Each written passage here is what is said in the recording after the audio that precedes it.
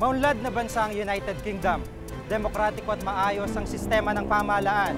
Pero bakit ang sabi ng ilan sa ating mga kababayan, di raw sila welcome sa bansang ito? Dati, libo ang presyo ng bawat isang SIM card. Pero ngayon, ang mga gamit ng SIM card, 25 piso mabibili sa kung saan-saang kanto. Bakit nga ba napakarami ang bumibili ng SIM card kahit gamit na ang mga ito? Marami ng Pilipino ang sumikat dahil sa kanilang mga naimbento. Pero bakit hanggang ngayon, kinakaligtaan pa rin sila ng ating gobyerno? Personal naming inalam. Sinuliksik ang bawat anggulo. Ang mga detalye ay kinumpleto.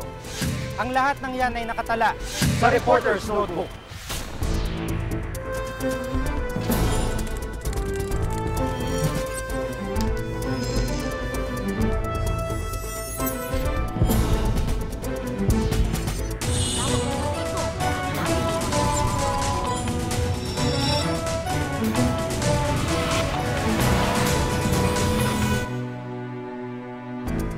SIM card, mina raw ng ginto. Alamin kung paano makuha ang 24 karat gold mula sa mga lumang SIM.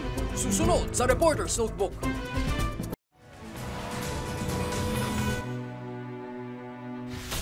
Sari-saring mga SIM card ang binibili sa mga bangketa. May mga luma, may mga nakaw at maging mga na-PUK o inactive SIM na pagkakakitaan pa pala.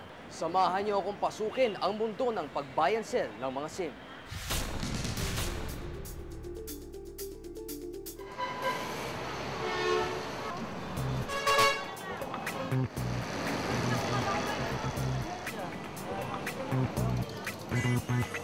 Umaga, tanghali, gabi, inaabangan ang mga gustong magbenta ng Subscribers Identification Module o SIM card. Bilang sideline kasi ng mga vendor sa bangketa, 1 hanggang 200 piso kada araw ang naidadagdag nito sa kanilang karaniwang kita. Minsan nakakabili kami ng ulam, bigas. Ganyan po. Mga pambaon sa mga anak namin. Maganda ang tubo, madaling pagkakitaan. Si Mang Jun, tindero ng mga laruan at nag-electronic loading bilang hanap buhay. Nang mauso daw ang bilihan ng SIM nung nakaraang taon, nakisabay siya pang sideline. 20 to 30 pesos ang alok niya sa mga gustong magbenta ng mga gumagana pa o active SIM card. 10 piso naman ang katapat ng rejected SIM cards o mga na-block ang password at di na-aktibo. May mga kolektor daw na dumadaan bawat araw. Pinapakyaw ang kanilang nabiling SIM. 5 hanggang 20 piso kada SIM ang kanilang tubo. Hinala niya, ginto ang habol ng mga kolektor ng SIM card. Kasi nung una, nung mataas yan, ang sabi nila may ginto raw, yung pinakakulay dilaw ng SIM, may ginto raw. Yun ang unang lumalabas na narinig namin. Dati sa presyong mahigit 1,000 piso, isang SIM card lang ang binibili ng mga may cellphone. Pero ngayon, kasabay ng pagbagsak ng presyo nito, kilo-kilong SIM card ang pinapakyaw ng ilang mga tao. May ginto nga bang pinagkakakitaan dito? Sinadya namin ang Mines and Geosciences Bureau para malaman kung may ginto sa SIM card. Si Letty Santos, Senior Science Research Specialist. Pina-x-ray namin sa kanya ang mga globe at smart SIM. Sa pamamagitan daw ng x-ray, malalaman kung ano ang mga elementong nakapaloob sa mga sample. Ilang sandali pa, positibo nga sa ginto ang SIM cards. Ang globe, copper ang mas mataas. Meron nickel, copper, yun na nga, may chloride siya. Ang gold ng smart mababa din kaysa sa globe. Para mapakinabangan ang ginto sa SIM, dapat maihiwalay ito. Ipinakita naman sa amin ni Engineer Virgilio Soriano ang proseso. Nilagay ang SIM sa isang mixture.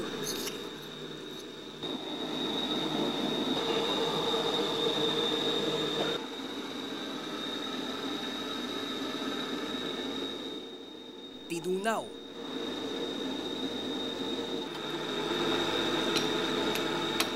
Pagkatapos ay ihiniwalay ang sample. Matapos ang ilang oras, malalaman na raw ang resulta. Ilang SIM po yan? Tingnan natin kung anong... Ito raw ang nakuhang ginto na ang katumbas ng 2 SIM. Sa unang tingin, akala ko nanloloko si Engineer Roberto Caseros. Siya ang magpapaliwanag ng resulta. Tila wala kasing laman ng tasa. Sa malapitan pala, sakalang makikita ang gatuldok na ginto. Kahit ganito kaliit, ito raw ay 24 karat gold. Lumalabas na nasa sintabo lang yung worth ng gold content ng isang SIM card. Eh, kung pagbabasihan natin yung presyo ng ng pagbibili nila ay nasa mga 25 to 30 pesos per SIM card. Sa proseso ng pagkuha ng ginto sa SIM, gagastos daw ng 300 piso. Pero ang halaga ng gintong makukuha ni hindi aabot sa piso. 81 centavos. 81 centavos. 81 centavos o lugi. Yung sakaling Kung- bibili ng mga SIM card. Normal daw sa mga electronic device tulad ng SIM na may maliit na porsyento ng ginto. Nakatutulong kasi ito sa madali ang pagdaloy ng kuryente. Hindi pala ginto ang habol sa mga SIM. Si Alex, daan-daang SIM ang hawak. Mayroon siyang runner o taga-takbo na sumusuyod sa buong kamay nilaan. Pinapakyaw sa mas mataas na halaga ang mga SIM na nabili ng mga vendor sa bangketa. Iniintrega ito sa kanya. Marami kang naisap. Ang pinakamababa, 200. Ang pinakamataas, after ng 2,000, 3,000, gano'n. Depende sa mabibili mo kung marami, may malaki ang kita. May contact daw si Alex na taga-Globe at Smart. Binibili raw sa kanya ang mga nakolektang SIM. Halimbawa, ang taga-Globe raw, sisimutin ang naipon ni Alex na Smart SIM sa halagang 50 to 100 pesos. Ganun din daw ang ginagawa ng Smart. Binubutas daw ng mga ito ang SIM ng kakompetensyang kumpanya para di mapakinabangan. Nababawasan daw ang dami ng subscriber ng kakompetensya. Nalalamangan ang kalaban. Ayon sa National Telecommunications Commission o NTC, hindi raw nila hawak ang ganitong problema sa SIM. Hindi kami yung proper agency para mag-regulate niyan. So you don't have any... Yeah, kasi ang sa amin is service. Kung trading, it's the DTI. Tsaka commodity na kasi yun. Sana isama sa Bagamat nadinig na ng Smart ang ganitong kalakaran, itinanggi nilang may permiso ito mula sa kanilang kumpanya. Kahit di raw kumpirmado ang paninira ng SIM, may mga bago silang hakbang na ginagawa. Minomonitor na raw nila kung ano ang aktibidad ng bawat SIM kada 6 na buwan para malaman kung ito'y ginagamit pa o wala na. Assuming these are not stolen, yun ang caveat siguro na importante. I don't see anything wrong offhand with that because these are SIMs that are willingly surrendered. Sinubukan naming kunin ang panig ng Globe Telecoms pero tumanggi sila. Sa halip, isang statement ang kanilang inilabas.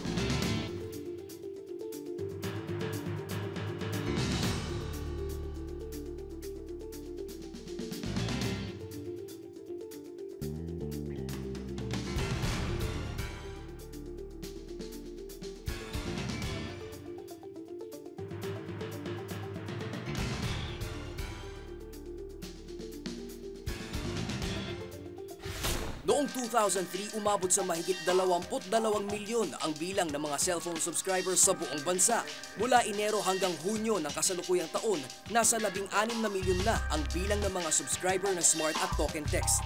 Ang Globe at Touch Mobile naman ay mahigit 10 milyon na ang mga subscriber mula Enero hanggang Hunyo ng taong kasalukuyan. Isang lehitimong gimmick daw ng Smart at Globe para dumami ang subscribers ay ang SIM swapping. Sinubukan ko ito. Ano kailangan mo? Active SIM lang, yun lang. Pero kung yung pupunta dito, kayang-kaya niyang ibahin yung pangalan niya dyan sa listahan ninyo, di ba? Opo, pero di naman po namin malalaman yun. Basta ilagay niya po yung name pati address. Ang luma kong SIM, tinesting ng sales representative. Nang makumpirmang aktibo, hiningi ang pangalan at address ko.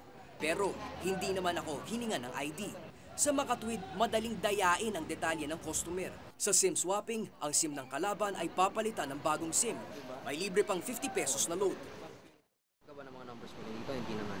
Nakilala namin si Chance. Matagal na siyang nagtatrabaho sa isang mall bilang tindera. Hindi na siya bumibili ng prepaid card o nagpapasa load. Ang siste, may mga nagbebenta raw ng mga SIM na kakaswap pa lamang mula sa mga telecom giants. At ang presyo, 20 pesos. Alok boys daw ang tawag sa kanila. Inalok po nila sa akin, malaking pakinabang po. Unang-una po, yung makakatipid sa load. Lalo na pag inalok nila ng 20 pesos, pag maramihan, 15 pesos po. Pero may kondisyon daw ang mga alok boys. Makalipas ang 5 araw, babalikan nila ang customer. Kukunin ang SIM na naubusan na ng free load para i-SIM swap muli at may benta na naman sa halagang 20 pesos. Si Trix, 5,000 piso noon ang kita bawat linggo sa ganitong uri ng sideline. Tumigil na siya dahil dumarami ang kakompetensya at bumaba na ang laman ng libreng load na mula 100 piso noon, 50 pesos na lang ngayon. May koneksyon daw siyang taga-Globe at Smart na payag ipaswap ang bulto-bultong SIM ng kakompetensya. Pasikreto ang swapping. Hindi raw alam ng pamunuan ng Globe at Smart ito. Ibinibenta niya ang mga bagong SIM o di kaya'y nininigosyong pampasa load. Kaya ang ginawa ng Smart at saka Globe, sila na yung mismo pumupunta sa mga stall. Bumibili, nagsuswap ng SIM card. Walang malinaw na batas laban sa ganitong kalakaran ng DTI, pero aminado siya na nakakalusot ang ganitong negosyo sa buwis. Hindi sila rehistrado kaya hindi patas ang laban para sa mga legal na nagbebenta at bumibili ng SIM. Kasi kung sa bangketa lang yan, edi sabihin natin ambulant yan. Ewan natin kung mahahabol ng BIR yan to tax them. Sa kumpanya na yan, sa concerned company, kung yan ay makakasira sa sa pangalan ng kumpanya, I think they have to do something about it. Sa ngayon may mga tauhan na raw ang telecommunication companies na nag-iimbestiga. Pero habang wala pang ngipin ang NTC, DTI at telecom companies, pihadong tuloy ang ganitong kalakaran.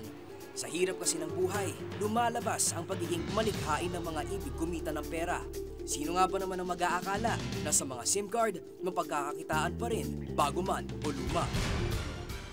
Ako si Carlo Lorenzo at ito ang nakatala sa aking Reporter's Notebook.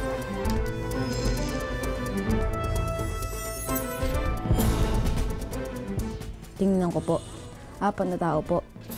Tumawid po ako sa daan. Tapos yung isa po, sinundan ako. Bigla po akong hinawakan sa leeg kasi nampas ako ng bato sa ulo.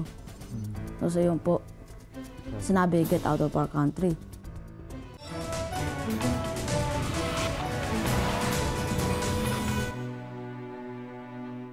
Araw-araw sa NAIA, maraming storya ng trahedya mula sa OFWs, mula sa iba't ibang bansa. Ang akala ng marami ang mga kwentong ito, sa gitnang silangan lang madalas mangyari. Sa pagpunta ko sa United Kingdom, nalaman ko na may mga kababayan din pala tayo doon na biktima ng diskriminasyon.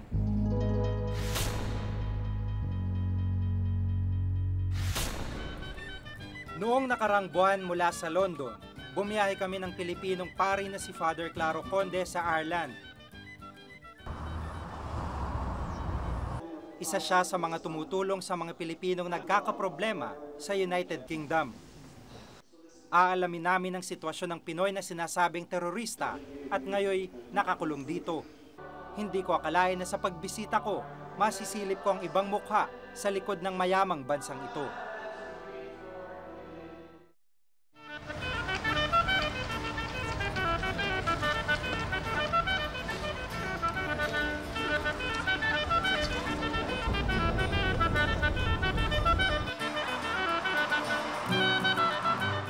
Ito ang Belfast, Ireland. Ngayon lang ako nakarating dito.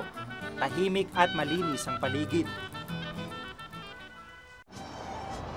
Dito matatagpuan ang pinakamalaking pagawa ng barko sa buong mundo, ang Harland and Wolff Shipyard, kung saan makikita ang 2 higanteng crane.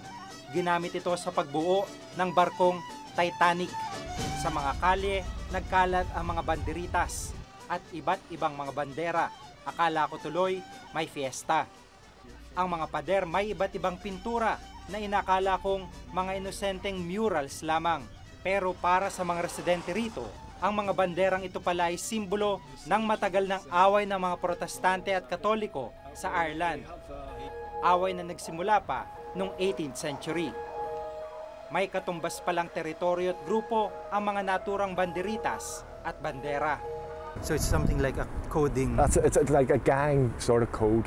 You know, this is Protestant territory, that's Catholic territory, and you're not allowed to go into each other's territory. I happen to be born a Roman Catholic, where I know if they find out I'm a Catholic, I'll get a good kicking, or beaten, or taken away and shot, one or the other. Matapos magkaroon ng usapang pangkapayapaan sa pagitan ng mga Protestante at Katoliko, mga dayuhan naman ang napagdiskitahan. Kabilang dito, mga Pilipino. Papasok po ako, naglalakad po ako. Nung naglalakad po ako, may sa likod ko po may sinabi, chink. Tingnan ko po, 4 na tao po. Tumawid po ako sa daan. Tapos yung isa po, sinundan ako.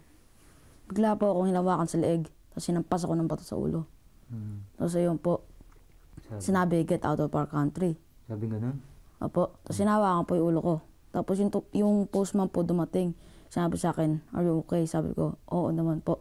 Tapos sabi nung postman, sinigawan po yung mga bata. Tapos yun po yung mga bata umalis. Tumakbo po dun sa sa school po nila. Ewan ko kung jealousy o dahil nakita nila na bakit siguro madaming mga na dito, foreigners. Sa pagkakaalam ko, maunlad at tahimik ang Ireland. Dinarayo ng mga Pilipino para magtrabaho. Karamihan, mga nurse. Isa sa dinadagsan ng mga Pilipino para makapagtrabaho ang bayan ng Belfast, Ireland dito sa United Kingdom. Pero ang hindi nila inaasahan pagdating nila dito sa kabila ng isang maunlad at mukhang mapayapang komunidad. Problema pala ang sasalubong sa kanila.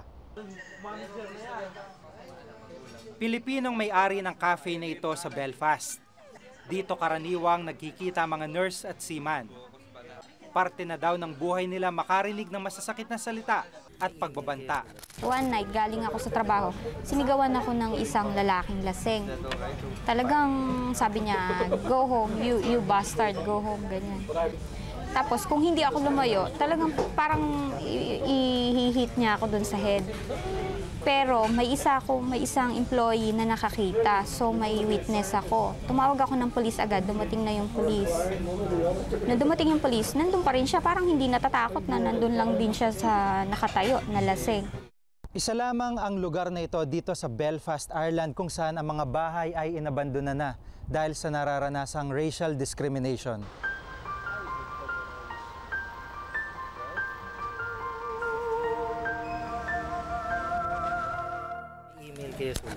Nakapagtataka sinabi sa akin ng mga OFW na akin nakausap na sakaling magkaproblema sila, wala sa listahan ng mga hinihingan nila ng tulong ang Philippine Embassy sa London. Bukod sa malayo ito sa Belfast, ayon sa kanila ay pumapait pang lalo ang kanilang karanasan kapag pumupunta sila rito. Parang walang magagawa ang embassy. Dahil nung time na tumawag ako, nung para bang high pitch pa yung boses nila, sabi ko, bakit ganito silang magsalita?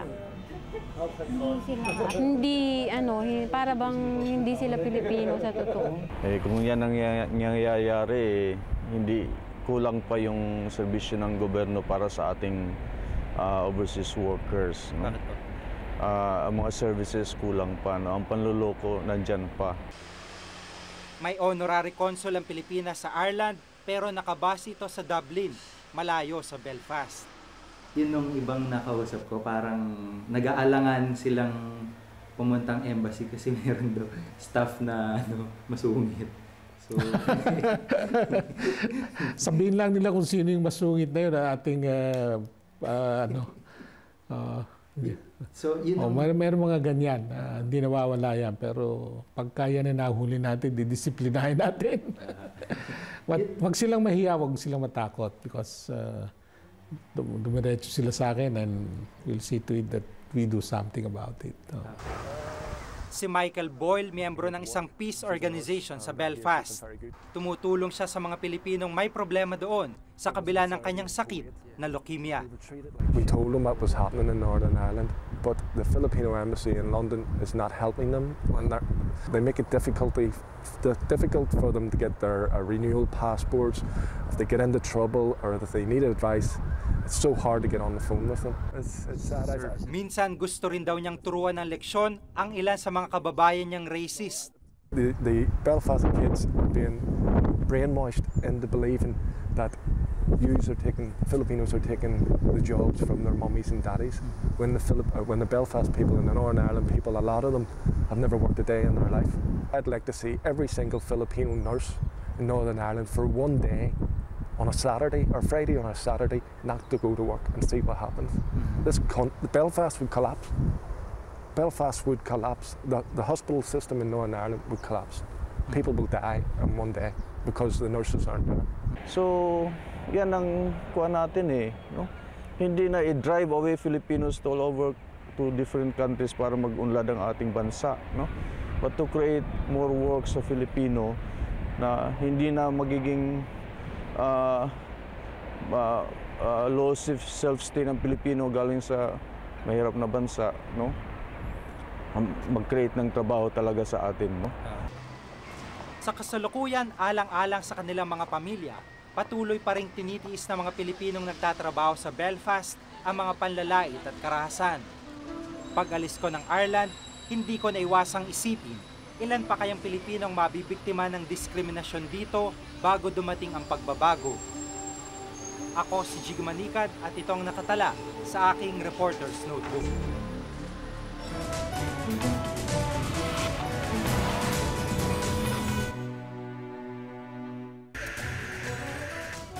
Mga henyong Pilipino at ang kanilang mga imbento, tatalakayin ng Reporter's Notebook.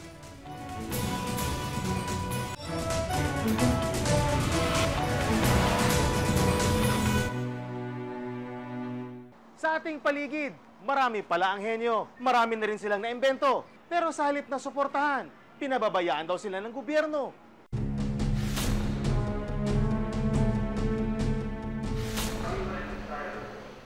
Bilib ka ba sa Pinoy? Oo naman. Bakit? Kasi ang Pinoy ay angat sa iba. O siyempre naman. Mahirap sabihin eh. Naniniwala ka bang ang mga imbensyon ng iyong kababayan kayang ipanlaban sa ibang bansa? Ang imported ang maganda eh. Bakit? Yun ang sikat dito sa amin. Katunayan, patuloy ang paggawa ng mga Pinoy invento ng mga imbensyong maaring makatulong sa bayan. Ito'y kumukonsumo ng 190 watts. Sa pamamalansa, halos kalahati raw ng konsumo napupunta sa pagtutupi at pag-aayos ng damit. Patuloy kasing tumatakbo ang metro ng kuryente kahit nakababa ang plansa. Iyan ay ayon kay Rodolfo Biescas, inventor ng Ironmate, isang kagamitang nakatitipid sa kuryenteng kinukonsumo ng plansa. Kasi kung wala niyan, halimbawa nakapatong sa palansahan habang inaayos, pati yung binabayaran natin, sayang na kuryente. Dito walang nasayang. At sigurado makonserve natin ang kuryente. Umani ang imbensyon ito ng karangalan sa ibang bansa. May suporta ang gobyerno, kaya lang depende sa produktong susuportahan. Sabi ko sa proseso. Siya si Pablo Planas, nakaimbento ng Kea Super Turbocharger. Ang maliit na bagay na ito, sinasabing nakababawas ng polusyon at nakatitipid pa sa gasolina. Kung yun dati, pag nagbitaw ng gasolina, tumataas ang pressure with device. With device yan, no? Pag bumaba ang pressure, kahit naapakan at bitawan yung gasolina, hindi na lumalakas yung pressure. Noong 1973 pa niya nilikha ang unang modelo ng Super Turbocharger. Nakakuha na rin siya ng patent o pagkilala na siya ang orihinal na may gawa nito. Pero ngayon lang talaga nabigyang pansin ang kanyang imbensyon. Hindi pa raw kasi ganong kalala ang krisis sa gasolina noong araw. 30 taon. Kaya maraming departamento ng gobyerno ang nag-testing dito. Pero kahit matagal ang paghihintay, hindi niya ibinenta sa ibang bansa ang kanyang nagawa. Dapat Pilipino makinabang bago yung iba. Sa isang exhibit ng kanyang mga imbensyon, nakilala ko si Dr. Antonio Mateo. Ang kanyang polybutylene double flare plumbing system raw ang solusyon sa ating problema sa tubig. Malaki kasi ang nawawalang tubig dahil sa mga tagas sa tubo. Sa pamamagitan ng kanyang imbensyon, maiiwasan raw ang ganitong pag-aaksaya. With the use of a wrench, one whole turn lang, leak-proof na yan.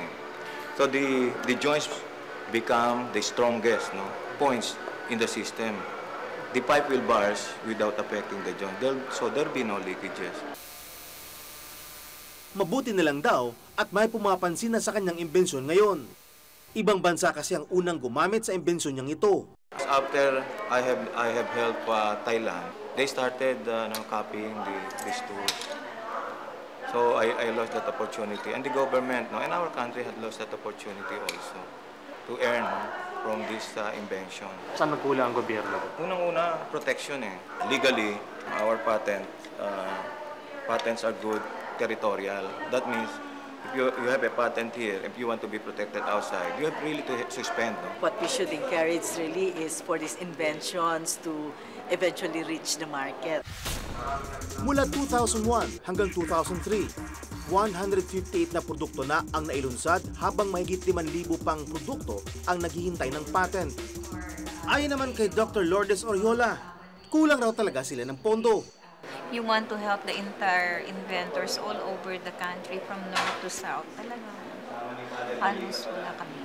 Pero may natutulungan tayo. Oo, meron. Sa 25 milyong pisong budget ng Technology Application and Promotion Institute o TAPI, 12% o 3 milyong piso lang ang napupunta sa mga Pinoy inventor.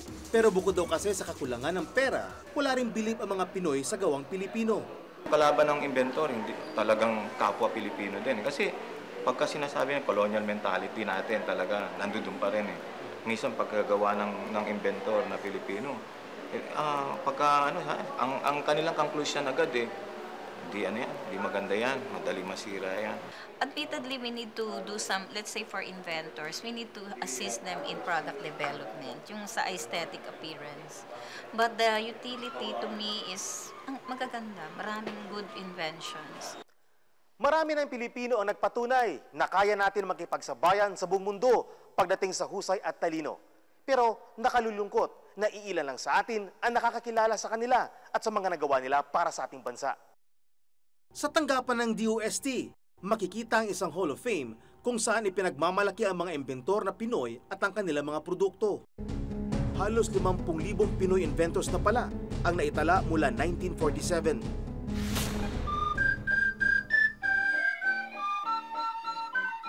Sining ang itinuturing na tagapagbuklod ng isang bansa.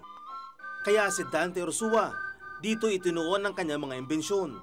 This bamboo flute is a straight flute that even a young child can blow successfully.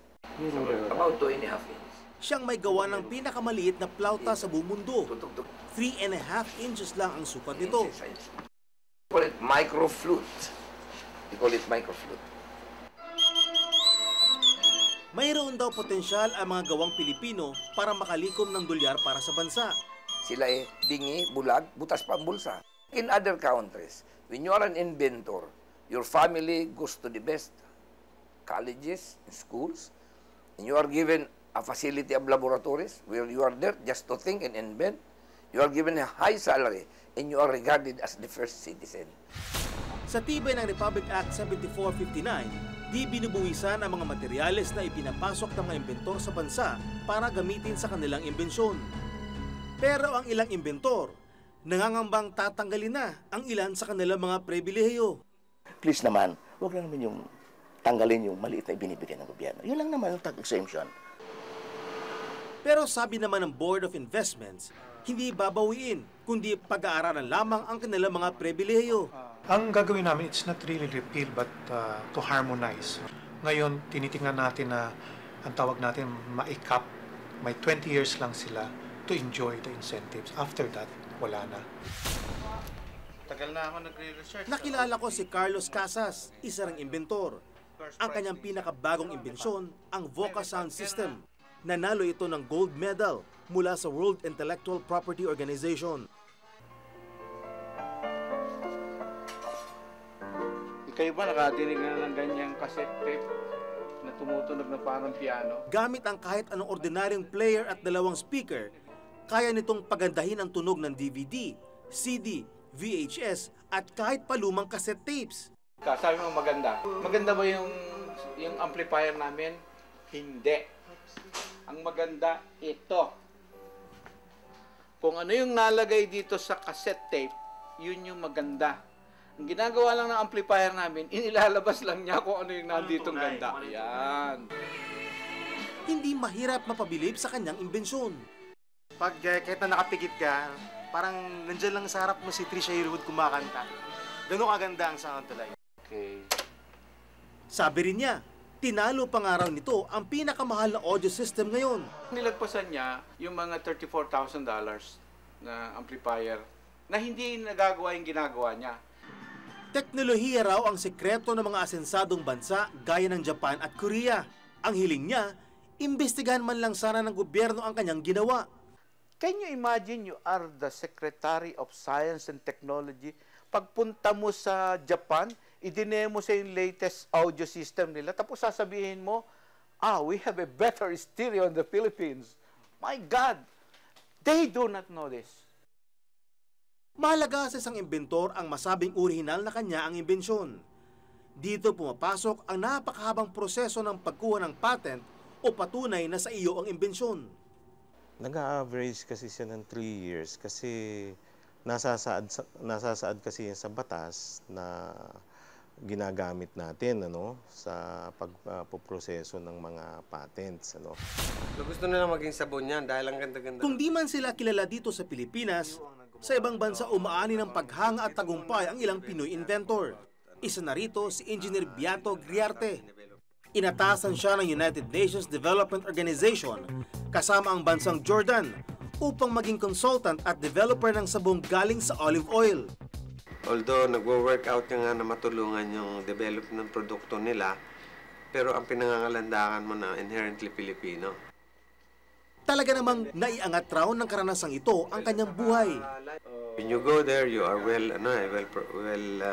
paid. Like yung hotel ko, I did never experience na yung mga hotel doon. Iba talaga first class. Plus yung allowance mo. Nakataxi ka na, may limousine ka pa. Parang ang tingin sa'yo talagang high class consultant, which I did never get from the Philippines. Sa galing ng Pilipino, mga hinahangaan nating produkto at teknolohiya, hindi malayong Pinoy rin palang may gawa. Huwag na sana hintayin pang ibang bansa ang kumilala bago tayo bumilip sa ating sariling kakayahan. Ako si Tech Ocampo at ito ang nakatala sa aking Reporter's Notebook.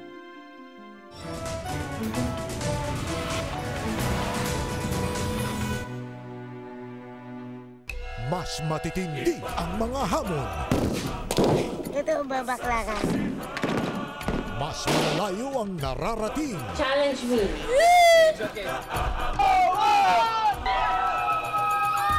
Go, Patricia! Ang lahat ng yan ay dahil sa inyo mga kapuso. Lumalabas sa AGB Mega Manila Household Ratings na mula Abril hanggang Setyembre. Extra Challenge ang gabi-gabi niyong kinagigiliwang subaybayan. Nagpapatotoo lang na Extra Challenge ang inyong pinili bilang numero 1 reality TV sa buong bansa. Extra Challenge, ikaw ang number 1. Patuloy na lumalawak at lumalakas. Kaya bawal mangbiktima. Magpakailanman, gaya-gaya ang iba dyan. Sa Extra Challenge.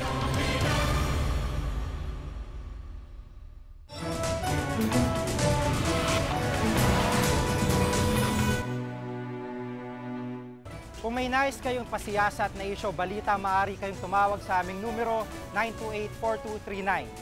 Maaari rin kayo magpadala ng email sa reportersnotebook@gmanetwork.com. Para sa malalimang pagtingin sa mga isyu at balita, samahan kami muli sa susunod na Martes. Ako, si Tech Ocampo. Ako si Jiggy Manikan.